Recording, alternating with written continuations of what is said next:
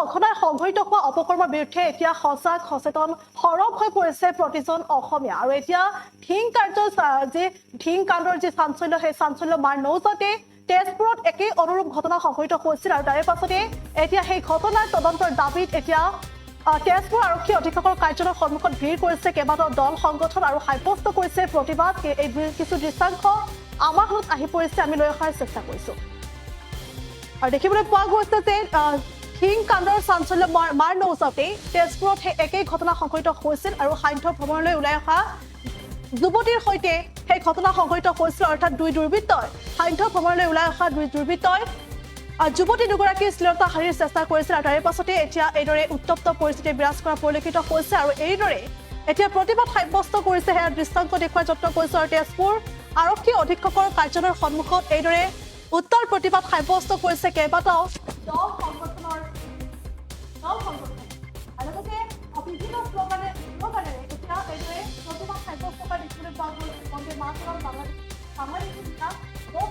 বা আমাক ন্যায় লাগিব এই ধৰণৰ বিভিন্ন শ্লোগানেৰে এতিয়া উত্তাল হৈ পৰিছে পৰিস্থিতি আৰু এইদৰে তেজপুৰ আৰক্ষী অধীক্ষকৰ কাৰ্যালয়ৰ সন্মুখত প্ৰতিবাদ সাব্যস্ত কৰিছে কেইবাটাও দল সংগঠনে এই দৃশ্যাংশ আমি দেখুওৱাৰ যত্ন কৰিছো আৰু ঘটনা সংঘটিত হৈছিল আৰু কালি সান্ধ্য ভ্ৰমণলৈ যোৱা দুগৰাকী যুৱতীৰ সৈতে এক ঘটনা সংঘটিত হৈছিল দুগৰাকী যুৱতীৰ সৈতে এক ভয়ংকৰ ঘটনা সংঘটিত হৈছিল আৰু দুৰ্বৃত্তই সেই যুৱতী দুগৰাকীৰ হানিৰ চেষ্টা কৰিছিল আৰু তাৰে পাছতে এইদৰে উত্তপ্ত পৰিস্থিতি বিৰাজ কৰা পৰিলক্ষিত হৈছে সেই ঘটনাৰ তদন্তৰ দল সেইদৰে বিভিন্ন দল সংগঠনে প্ৰতিবাদ সাব্যস্ত কৰিছে তেজপুৰ আৰক্ষী অধীক্ষকৰ কাৰ্যালয়ৰ সন্মুখত এইদৰে উত্তাল প্ৰতিবাদ সাব্যস্ত কৰা দেখিবলৈ পোৱা গৈছে লগতে কালি সান্ধ্য ভ্ৰমণলৈ যোৱা দুগৰাকী যুৱতীক অসামৰিক ব্যৱহাৰ কৰা যুৱকক আটক কৰিছে তেজপুৰৰ কেইবাটাও সংগঠনে নিশা প্ৰশাসনত আৰক্ষীৰ সন্মুখত প্ৰতিবাদ সংগঠনে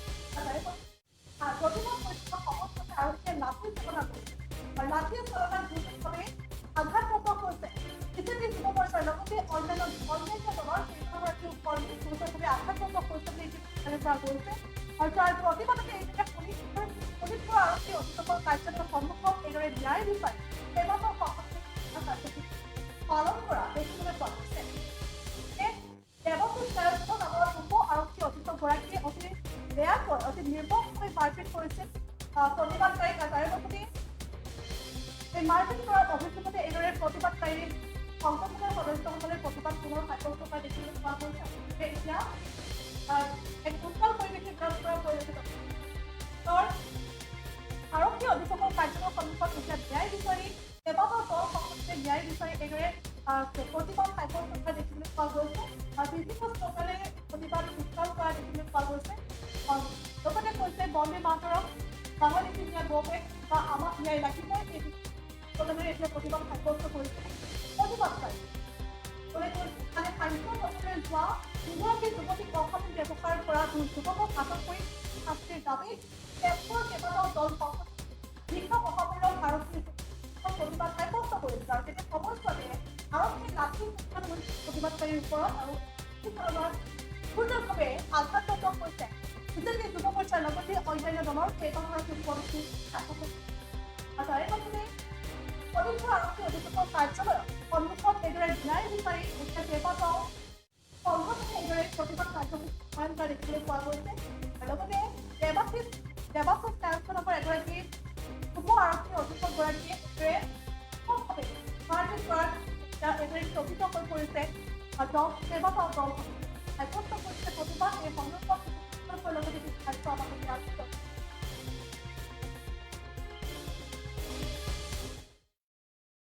মই তো দোকানৰ পৰা গৈ আছিলোঁ মোৰ চিভিলৰ ওচৰত ফাৰ্মাচীত কাম কৰোঁ মই তাৰ পৰা মোৰ টাইমো এইটো হয় মই ঘৰত গৈ আছোঁ মোক ৰাস্তাত পুলিচে এনেকুৱা মাৰিছে যাক পাইছে তাক কোবাই গৈছে মই পৰি গৈছোঁ তাৰ পাছতো মাৰিছে ইয়াতো লাগিছে যোৱাকালি তেজপুৰ পৰুৱাত এজনী হিন্দু যুৱতীক বাংলাদেশী মূলৰ মিয়াই কালি ছোৱালীজনীক অপদস্থ কৰিব চেষ্টা কৰিলে।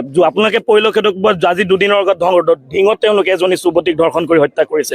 এতিয়া যোৱাকালি আমি বিভিন্ন দল সংগঠনৰ কাৰ্যকৰ্তাসকল যেতিয়া গৈ আমি থানাত উপস্থিত হৈছিলোঁ আৰু আমি ন্যায়ৰ কাৰণে দাবী জনাইছিলোঁ, তেতিয়া সময়ত আৰক্ষীৰ এজন উপদস্থ বিষয়া দেৱাশীষ কায়স্থ, মোৰ নামটো মই একজেক্টলি নাজানো যদিও কৈছোঁ, দেৱাশীষ কায়স্থ DSP হয়, তেওঁ আহি কিনে আমাৰ কাৰ্যকৰ্তাৰ ওপৰত বৰ্বৰ আক্ৰমণ চলায়। দুৰ্ভাগ্যৰ বিষয়ে তেওঁ এজন DSP হৈ কিনে তেওঁ কিন্তু কোনো ধৰণৰ পোছাক নাছিল, চিভিল ড্ৰেছ পৰিধান কৰি আনিছিলে। আহি কিনে তেওঁ কোনো ধৰণৰ সোধ পোছ কৰা নাছিল, পৰিস্থিতি কি হৈছিল তেওঁ সোধা নাছিল। কাৰ্যকৰ্তাৰ ওপৰত নিৰ্মম অত্যাচাৰ চলাইছিল। আৰু তেওঁলোকৰ দৃষ্টিত আমি কি কৰিব লাগিছিলে? আমি দল সংগঠনৰ মানুহখিনিয়ে গৈ তেওঁক প্ৰতিবাদ নকৰি আমি মোমবাতিলৈকে কেণ্ডেল মাৰ্চ কৰিব লাগিছিল নেকি? এইখন ভাৰতবৰ্ষৰ ভাৰত ভূমি হয় আৰু ইয়াৰ ইতিহাসত নাৰীৰ সন্মান কাৰণে ৰামায়ণৰ নিচিনা মহাভাৰতৰ দৰে যুদ্ধ হৈছিল। গতিকে এইখন অসমত আৰু বিশেষকৈ তেজপুৰত যদি কোনোবাই ভাবিছে তুমি কেণ্ডেল মাৰ্চ কৰি আমি ন্যায় বিচাৰিম, সেইটো ভুল ভাবিছে। আমাৰ দল সংগঠন তাত থিয় থাকিব আৰু আমাৰ হিন্দু যুৱতীক যদি কোনোবা বাংলাদেশী মূলৰ যদি মিয়াই হাত তুলিছে তাত আমি যদি নীৰৱে বুলি ভাবি বহি থাকিম বুলি ভাবিছে, এইটো ভুল ভাবিছে। আমাৰ দ্বিতীয় দাবী এটা আছে। দ্বিতীয় দাবীটো কি? আমাৰ যেতিয়া কাৰ্যকৰ্তাসকলক, আমাৰ যেতিয়া হিন্দু ভাইসকলক যেতিয়া তাত উপস্থিত হয় দাবী জনোৱাৰ পিছত আৰক্ষীৰ বিষয়াজনে বৰ্বৰ যি অত্যাচাৰ চলাইছিল, তেওঁলোক এতিয়া মেডিকেলি অৱস্থাত আছে। তেওঁলোকৰ ওপৰত যদি ন্যায় নাপাওঁ, সেই যদি অফিচাৰজনৰ ওপৰত বা বিষয়াজনৰ ওপৰত উচিত তদন্ত নলয়, তেতিয়াহ'লে আমি কোনো ধৰণে শান্ত নহওঁ আৰু এই আন্দোলন বৃহত্তৰ কৰি ঘূৰি তুলিম আৰু এই অসমত এই আন্দোলন বিয়পিব। সেয়ে কথা প্ৰতিশ্ৰুতি দিলোঁ। কালি মই আঘাতপ্ৰাপ্ত হৈছোঁ। মোৰ নাম দেৱাশীষ কাশ্যপ, মই যুৱ মৰ্চাত আছোঁ। এয়া কালি মোক কিবা বিৰাট বেয়াকে মাৰিছে। ইয়াত পিঠিত বহুত বেয়াকে মাৰিছে বয়সস্থ মানুহজনক। এয়া চাওক, এয়া আৰক্ষী বিষয়া কায়স্থ। ইমান নিৰ্মলভাৱে ইমান বেয়াকে মাৰিছে তেওঁ। আমি কিন্তু বিৰাট শান্তিপূৰ্ণ আমি কালি কাৰ্যসূচী আমি কৰি আছিলোঁ। একো হুলস্থুল নাই। আমাৰ তাত ভিডিঅ' আছে যদি আপোনালোকে চাম বুলি ভাবে। তেওঁ প্ৰথম চিভিল ড্ৰেছত আহি পেলাই প্ৰথম মাৰা মানুহজন কিন্তু তেওঁৱে। কিন্তু আমাৰ অমিত ডেকা বুলি আছে, তেওঁ আহিব পৰা নাই, বিষাইছে প্ৰথম মাৰটো তেওঁ। তাৰপিছত মোক মাৰা আৰম্ভ কৰিছে। মানে বিৰাট বেয়াকে মাৰিছে। আমি কমচে কম 7-8জনক তেওঁ বেয়াকে মাৰিছে, একদম পুৰা বেয়াকে, বহুত বেয়াকে কোবাইছে একদম পুৰা। কোনো মানে ৰিজন নাই, একো নাই। আপোনাৰ ভিডিঅ' আছে, লাগিলে আমি আপোনালোকে চাব পাৰে। আহি পেলাই খুদ পোচ একো নাইকিয়া একদম মাৰা আৰম্ভ কৰি দিছে একদম বিৰাট বেয়াকে। মোকতো যিভাৱে এই কোপটো যদি মোৰ মূৰত আজি যদি পৰাহেঁতেন মোৰ কি অৱস্থা হ'লে হয়।